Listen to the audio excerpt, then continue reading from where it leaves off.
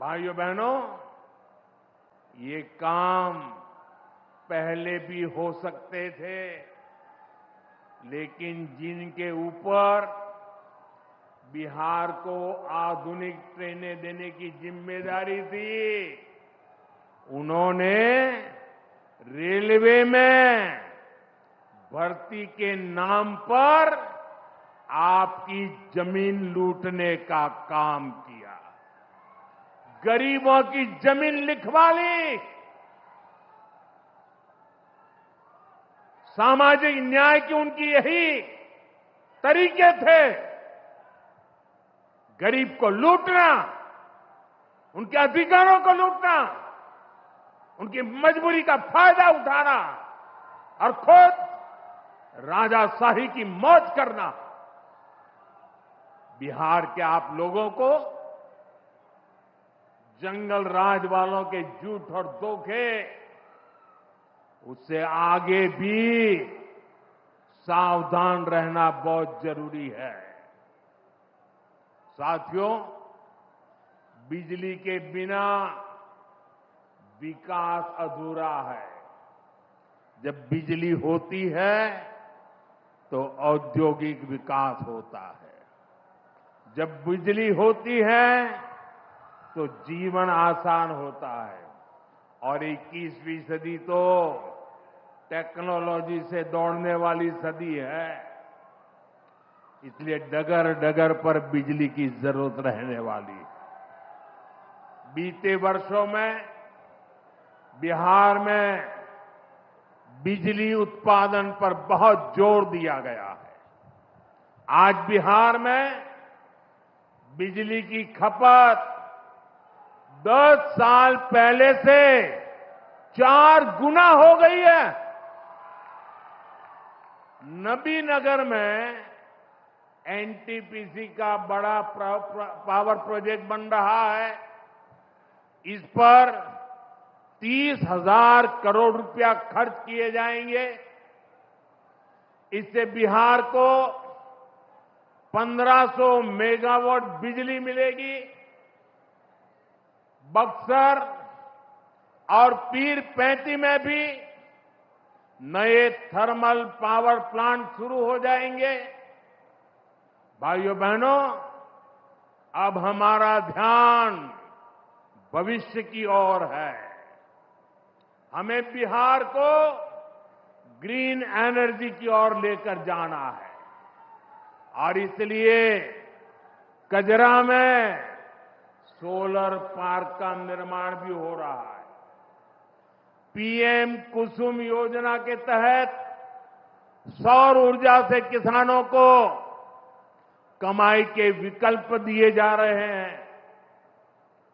Renewable agriculture feeder से खेतों को बिजली मिल रही है।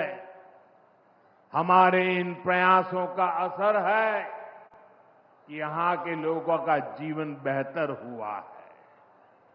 महिलाएं खुद को सुरक्षित महसूस कर रही है। साथियों, जब राज्य में आधुनिक इंफ्रास्ट्रक्चर आता है तो सबसे ज्यादा लाभ गांव, गरीब किसान और छोटे उद्योगों को होता है, क्योंकि वो देश विदेश के बड़े बाजारों से जुड़ पाते हैं। प्रदेश में नया निवेश आता है तो नए अवसर बनते हैं।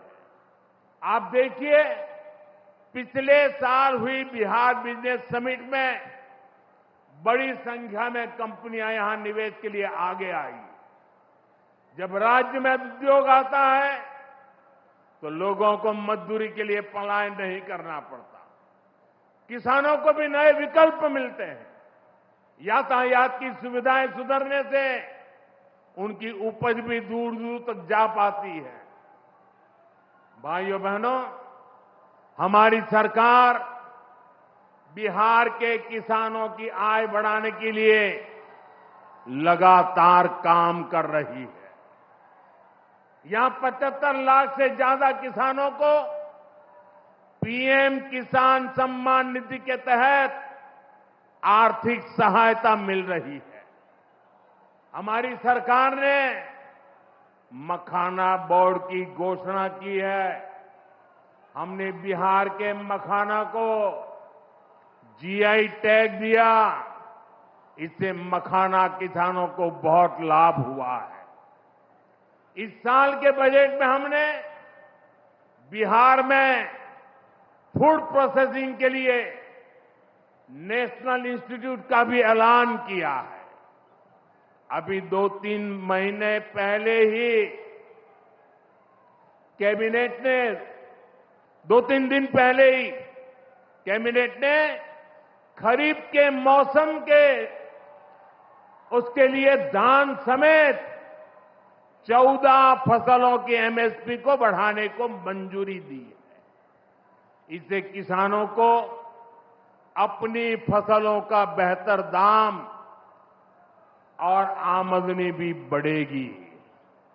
साथियों, जिन लोगों ने बिहार को सबसे ज्यादा ठगा, जिनके दौर में बिहार के गरीब और वंचित तबके को बिहार छोड़कर जाना पड़ा, आज वही लोग सत्ता पाने के लिए सामाजिक न्याय का झूठ बोल रहे हैं। दशकों तक बिहार के दलित, पिछड़ों और आदिवासियों के पास शौचालय तक नहीं था। दशकों तक हमारे इन भाई बहनों के पास बैंक में खाता नहीं था। उन्होंने बैंकों में उनके लिए तो एंट्री बंद थी, दरवाजे तक भी घुसने नहीं दिया जाता था। दलित और पिछड़ा वर्ग के ही सबसे ज्यादा लोग झुग्गी झोपड़ी में जीवन गुजारा करते थे। उनके पास पक्का घर तक नहीं था, वे बेघर थे। करोड़ों लोगों के सर पर छत तक नहीं थी। मैं आपसे पूछता हूं, बिहार के लोगों की ये दुर्दशा, ये पीड़ा, ये तकलीफ, क्या ये कांग्रेस और आरजेडी का क्या यही सामाजिक न्याय था? गरीबों को इस प्रकार से मजबूरी में जीने के लिए सारी नीतियां बनाने के आदी लोग। साथियों, इससे ज्यादा अन्याय कोई नहीं हो सकता है। कांग्रेस और आरजेडी वालों, इन्होंने कभी दलित, पिछड़ा की इतनी तकलीफों की चिंता तक नहीं की। ये लोग विदेशियों को बिहार की गरीबी दिखाने के लिए घुमाने लाते थे। अब जब दलित, वंचित और पिछड़ा समाज ने कांग्रेस को उसके पापों की वजह से छोड़ दिया है, तो इन्हें अपना अस्तित्व बचाने के लिए सामाजिक न्याय की बातें याद आ रही है। भाइयों बहनों, बिहार में और देश में सामाजिक न्याय का नया सवेरा एनडीए के दौर में दिखा है।